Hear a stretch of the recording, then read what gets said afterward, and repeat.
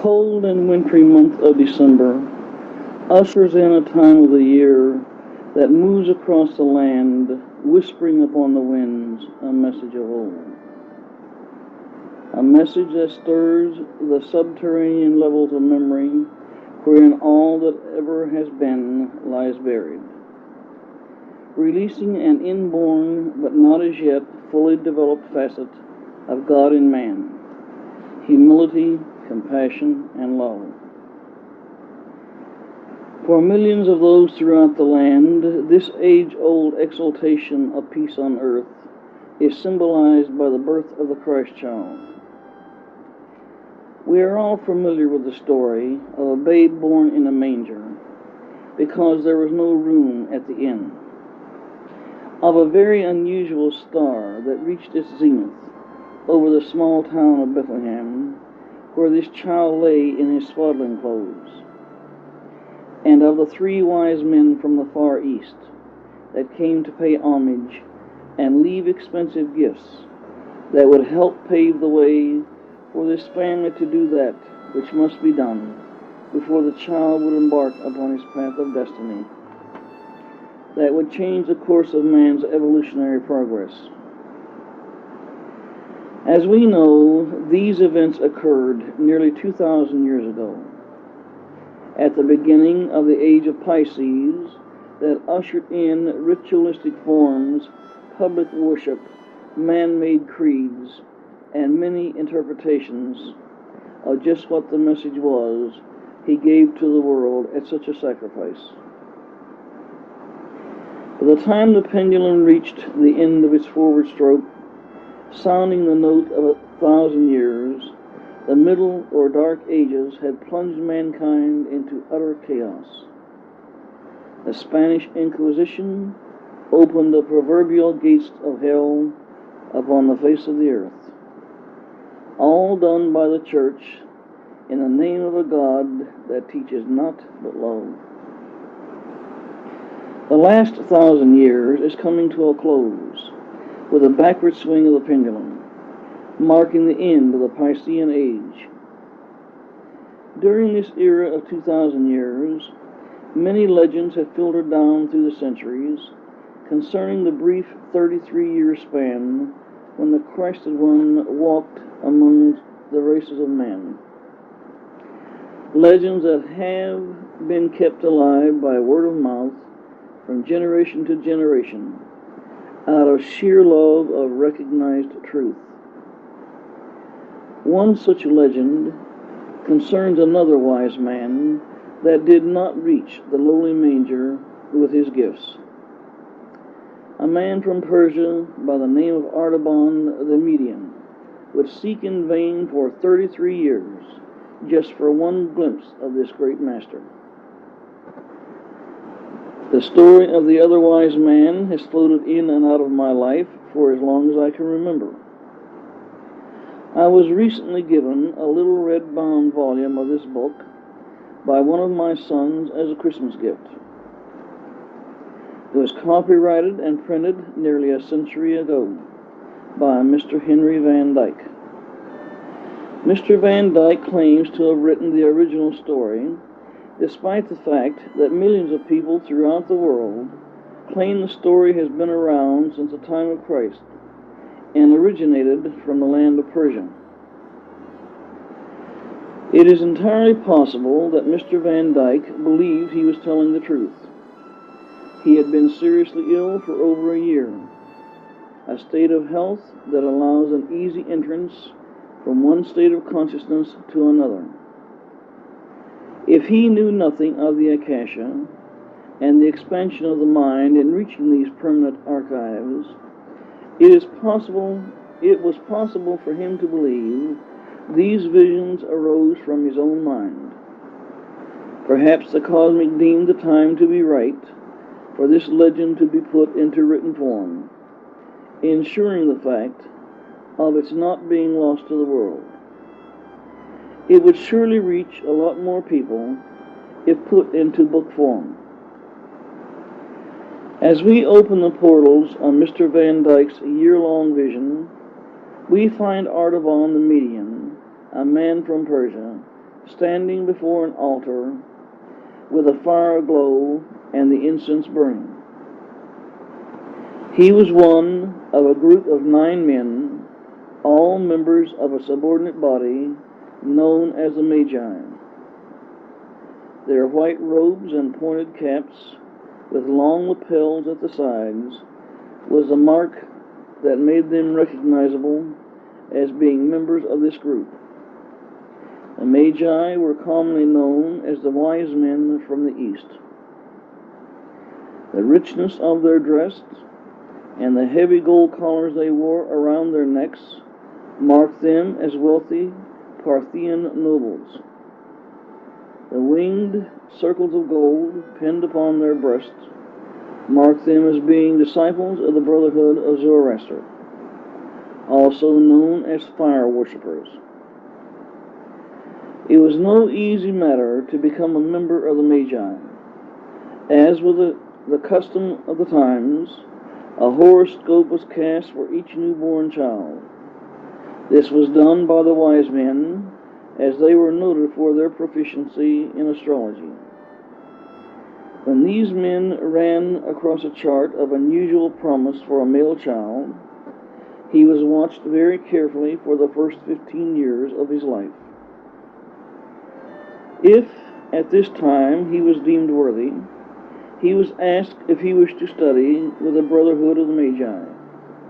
He could stay as long as he wished, but he only received his pointed cap with the long lapels when he had mastered all the arts as a physician, a mathematician, an astrologer, and became a prophet. Artaban owned one of the most beautiful palaces in the area. The room in which they held their convocations was reserved for that purpose only. It was locked away from all eyes except the 9 men that met there once a month. But this was not a regular convocation night. Artaban had called them together for a very special reason. All the members of the Brotherhood throughout the land had long been awaiting a spectacular display in the heavens that occurred so seldom its memory was lost to man. Only those with access to ancient Chaldean tablets knew of this phenomenon and its approximate return. Artaban and 3 of his friends that lived in other parts of the land had predicted the first faint glimmer of the star's return upon this night. Artaban's heart was bursting with joy that he should be standing upon the threshold of a prophecy that had been foretold for centuries. He had prepared well in advance for this moment. His vast wealth had all been sold and converted into 3 priceless gems. Gems that would be placed at the feet of one that would have such a vital impact upon the races of man. These gems consisted of a fiery red ruby, a deep blue sapphire, and a shimmering pearl. As for his traveling expenses, a physician was never without an income. After the convocation, Artaban turned to his friends, never doubting for a moment their enthusiasm to be any less than his own. He was in no way prepared for the response he received. One by one, his friends made their excuses as to why they could not embark upon this journey. He then turned to his father, the eldest and most learned of the group. A faint glimmer of hope still burned within his eyes as he addressed the man he honored above all others. Father, you have read the signs in the heavens of the coming of this great prophet. Surely you will want to gaze upon this child, knowing the destiny that has been foretold for so many centuries of the great work he must do. His father gazed upon him with mounting pity and great compassion, knowing the bitter sorrow he must inflict upon his beloved son. My son, listen to the words of wisdom of an older and wiser head than yours. Yes, I have read the signs in the heavens, and I believe firmly that the stars are the thoughts of God. But there are numberless stars beyond our horizons that we never see. Therefore, our interpretation of God's thoughts are limited. But Father, in the years that are lost behind the shrouds of forgotten ages, long before our forefathers went into the land of Babylon, there was a wise man from Chaldea who said, "There shall come a star out of Jacob, and a scepter shall rise out of Israel." Surely you believe his prophecy, for was he not the most profound of all the Magian brothers? No, my son, I do not believe, for Judah was a captive by the waters of Babylon, and the sons of Jacob were in bondage to our kings. The tribes of Israel are scattered throughout the mountains like lost sheep. From the small remnant that dwells in Judah, under the yoke of Rome, neither star nor scepter shall ever rise.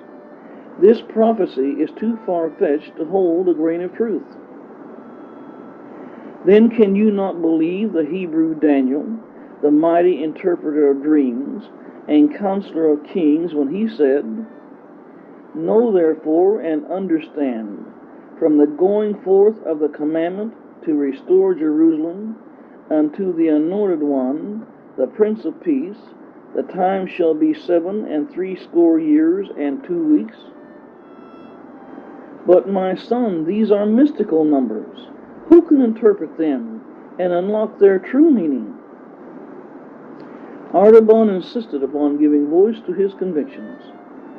My 3 dear friends, Caspar, Melchior, and Balthazar, have labored long with me over the Chaldean tablets of old. We are all in agreement that the computed time is now.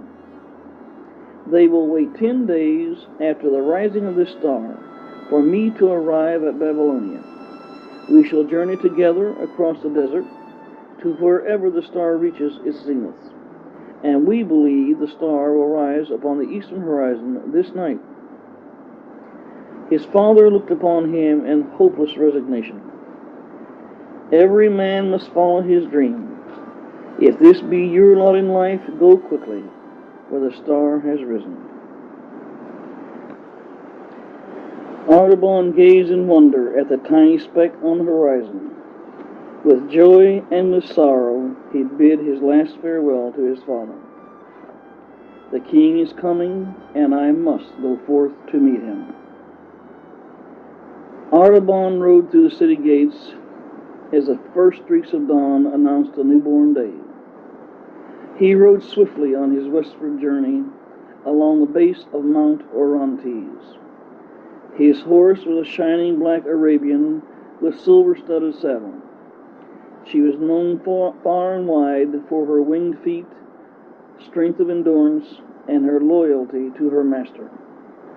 Man and horse rode as one, for they loved and understood one another.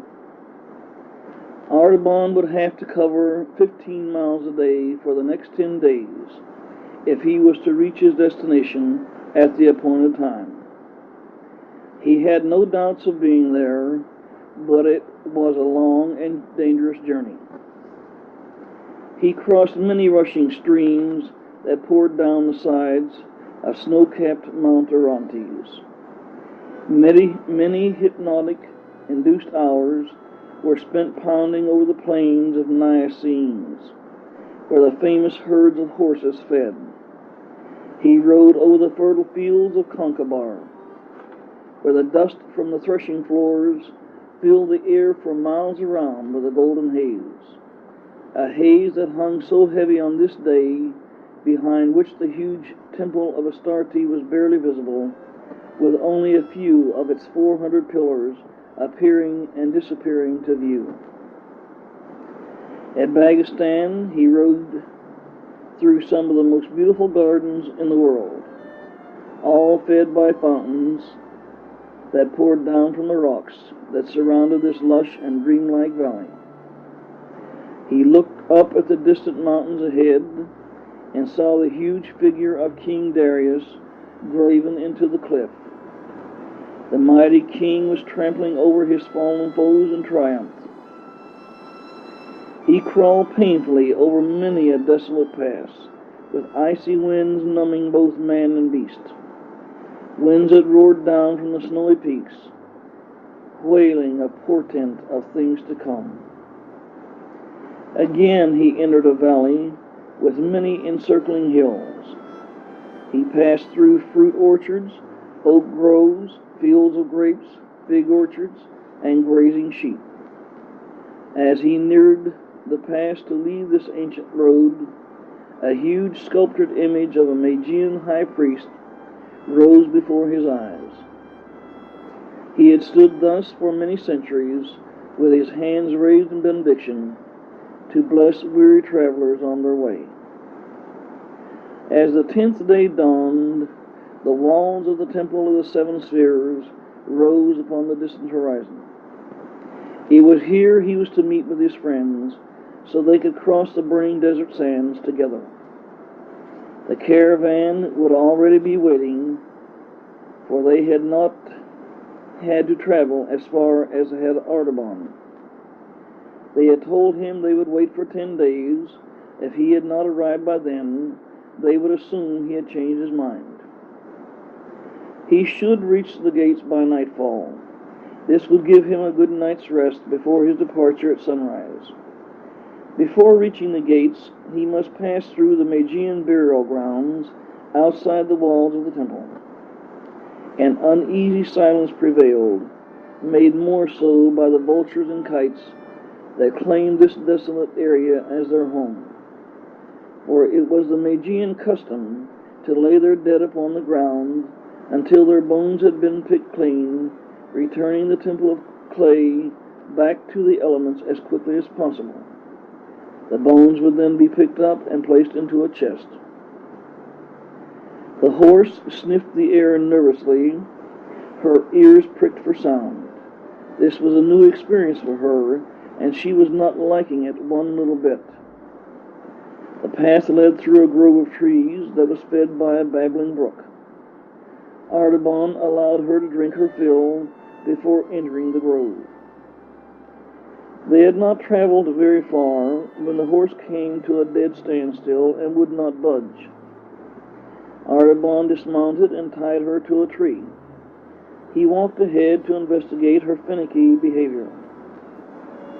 He soon found the reason as he stumbled upon an aged Hebrew that had been placed upon the ground in death. His humble dress and haggard features gave evidence of extreme poverty. The dry yellow skin bore marks of the dreaded fever which ravaged the marshlands every autumn. Artaban looked upon the ugly vultures that were already gathering upon the scene. His heart filled with pity, for it was a Hebrew custom to bury their dead in the bosom of the earth. He removed the body from the path and placed it in a sitting position against a huge spreading tree. He would then lead the horse past it and be on his way. As he turned to leave, his heart leaped in startled amazement, for he felt a hand clutching at the hem of his robe. He turned with disbelief and gazed into the old man's eyes. He saw there the agony of a soul in distress, a plea that spoke more eloquently than words could have done. Artaban's first impression was one of despair. There was no time to spend with a man that was as ill as this one. Resentment raged within him at this blind delay. As a physician, he could not turn away, for he knew that birds of prey did not wait for death. He could not go and he could not stay. His indecision held him impotent where he stood. Once again he looked into the man's eyes and knew he could not go. He went to his horse and fetched the bag that all physicians carry with them at all times. He brought water from the stream and built a small fire. He labored all through the night and well into the next day before the man was able to stand on his feet. The Hebrew asked Artaban who he was and where he was going. He was told as quickly as possible, for Artaban was eager to be on his way. It may still be possible to catch up with his friends. The Hebrew told him he had no money, but he could bestow the blessing of Abraham, Isaac, and Jacob upon him, for it had been taught to him by his father. This he proceeded to do. He then informed Artaban that the Messiah would not be born in Jerusalem, as he thought, but in Bethlehem. A faint stirring in Artaban's heart told him the man was telling him the truth. He would look for him there. Leaving food, herbs, and wine in the old man's possession, Artaban rode away in great haste to the base of the mound of Nimrod upon which the temple stood. There was no caravan in sight. He rode with great speed to the desert's edge. There was not even a tiny speck to be seen upon the horizon. Artaban fell to the ground and wept bitter tears. He would have to enter into the city of Babylon, sell his sapphire, buy a train of camels, provisions, and hire drivers. No man could cross the great desert alone. He would have to leave his beloved horse behind in the care of his brothers at the temple, for no horse could make this journey. Artaban did not know then that he would never again set eyes upon his most faithful companion. It took 2 weeks, a lot of money, and many frustrating delays before the caravan set forth. The undulating motion of the camel, along with the burning sands, made travel by day an impossibility. The sudden drop in temperature at night gave an uncomfortable chill to the air. The barren waste, as far as the eye could see, had a depressing effect upon Artaban. Only his burning desire to gaze upon the Christ child kept him from loitering on this torturous journey. After several weeks, the wastelands began giving way to the gardens and orchards of Damascus. Thickets of myrrh and roses grew by the wayside. The snowy ridge of Mount Hermon rose in the distance, the dark green groves of cedars reaching up to the timberline. He passed through the Jordan Valley and by the blue waters of Galilee, and on through the highlands of Judah. He moved steadily onward until he reached Bethlehem. Here he learned that his friends had already departed, and no one knew in which direction they had gone. Artaban was soon plunged into the depths of despair when he learned that Joseph and Mary had taken the child and fled by night. It was whispered they may have gone into the land of Egypt. Artaban sold his caravan and paid those that had come with him. He then wandered about the small town of Bethlehem, trying to find a vibratory essence of exultation that surely would remain following such a glorious and magnificent event. Instead, he felt a great pall of evil permeating the entire area. The shepherds had fled into the hills. Very few people moved about in the streets. Silence of a forbidding nature clung to the area. He then walked to the outskirts of the town, where the houses were few and far between. It was while passing one of these that a sweet and lilting voice drifted upon the evening breeze. A mother was singing a lullaby to her child before he fell asleep. Artaban knocked upon the door and asked if he could obtain a meal and lodgings for the night. The woman's husband had gone into the hills, but she took the stranger in and fed him. It was during the meal that Artaban learned of all that had happened in Bethlehem in the days preceding his arrival. His friends had caused quite a stir among the village folk with their strangeness of dress, their regal bearing, and the expensive gifts they had given to the babe. Artaban smiled inwardly, wondering if the woman thought him to be as strange and as mysterious. Little did he know at that moment that the great red ruby he hoped to give to the Christ child would be given for the sake of the child that lay sleeping in the far corner of the room. Artaban rose, preparing to retire to the room that had been allotted to him for the night. His thoughts were deep into the matters that had been discussed this evening. He was not quite sure when his senses became alerted to the faint moaning sound that came whispering upon the winds. As he listened more intently, the sound became more pronounced. Running to the door, he could hear cries and screams, rising to a crescendo over the village. He rushed into the streets to learn the reason for such an upheaval. He returned within a few minutes, telling the woman to hide the child, and under no circumstances should she allow it to make a noise. Artaban stood guard in the doorway with his precious ruby in his hand. Within a few minutes, a soldier came beating upon the door, demanding that all children under the age of 2 to be brought forth. Blood dripped from the sword he held at his side. Artaban said quietly, "There are no children living here." He held the magnificent stone before him until it caught the light, flashing in all its glory. Greed glittered in the soldier's eyes as he grabbed the stone and turned away. He pushed his men before him, saying he had already searched the house. Artaban now understood why the Christ child had been taken into Egypt. There was nothing to do but follow him.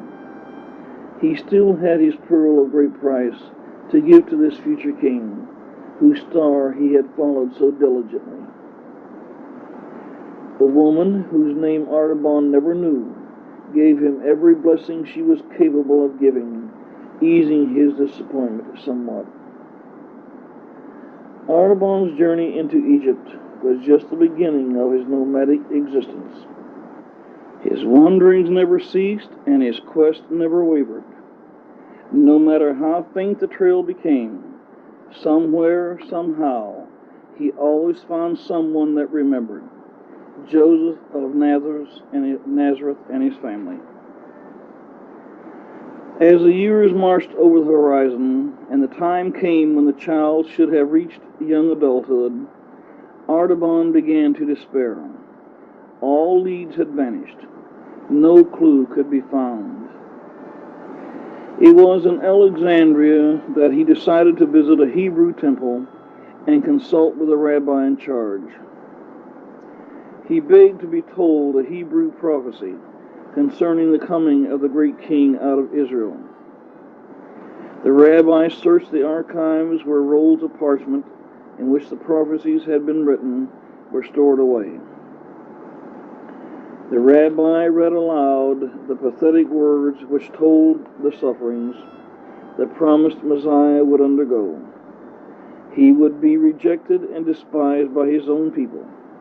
He would know the deepest of sorrows and grief. He would not be a king that would be found in a palace with great riches, like Joseph in Egypt or Solomon in Jerusalem. No son of Abraham would ever again know such splendor. The new Messiah would never own anything but the clothes upon his back. He would be a new kind of light, an inner light that would speak to the soul of man. He would bring a message of love, little understood by man. If you would find this man, look among the poor and downtrodden, the sick and depressed, those without hope. Artaban spent the next several years wandering in the slave markets, the prisons, galley ships, and in the homes of the poor, giving aid to any and all that needed it. He attended the rich only when in need of money. he still carried the lustrous pearl next to his heart. It grew more beautiful year by year, for a pearl is a living thing that draws life from life. 33 years had come and gone. Artaban had grown old and weary. He knew his time was running out. Rumors had reached his ears these past 3 years of a wandering teacher going about, doing miraculous things among the poor. He healed the seemingly impossible without a physician's bag. Even this man eluded his efforts at being found. Every time Artaban searched him out, he had just gone on to somewhere else. On the last day of Artaban's life, he was walking in the slave market, wishing there was something he could do for the poor unfortunates being sold like chattel. It was at this moment that he received one of the greatest shocks of his life. A girl standing on the block called out to him in words that would only be understood by those acquainted with the Brotherhood of Zoroaster. She had recognized the winged circle of gold upon his breast. A few words of conversation in the Persian language revealed the fact that this was a daughter of one of his old friends, one that had gone on without him to see the Christ child so long ago. Artaban drew the pearl from his secret place and bought the girl from her owner. He then took her to his home, where he made arrangements for word to be sent to her father, telling him where she was. They then had many hours of catching up on things that had gone on over the years. His friends still lived in their native countries, thinking he had died long ago, else he would have returned home. With all this taken care of, Artaban lay down upon his bed and knew he would rise no more. His heart was broken, for he now had nothing to give to his master, even if he did find him. Therefore, there was no need to search further. At this moment, a voice spoke, one he would remember throughout eternity. "Come, my son, you are not alone. I was there in the cemetery when you helped the old man back to life. This was far more precious to me than the sapphire. I was there when you saved the life of the child. He lived to do great work for God and man. This was far greater in my eyes than the priceless ruby. I was there when you gave your last gift to save the girl from a life of degradation. She too is destined for greater things. Come, come, we have both finished the work we came to do. You have not lost your fortune, but have regained it on a much higher plane than this." Artaban rose and walked with the master he had searched for so long. The girl stood in awe as she gazed upon the face of her new-found friend as he lay in death. Never had she seen such exquisite beauty, such peace, such love. He shone with a radiance that shimmered as had the pearl. She wondered why this man had left the land of his fathers to live in such poverty, such loneliness, such hardship. Perhaps her father would know the answer.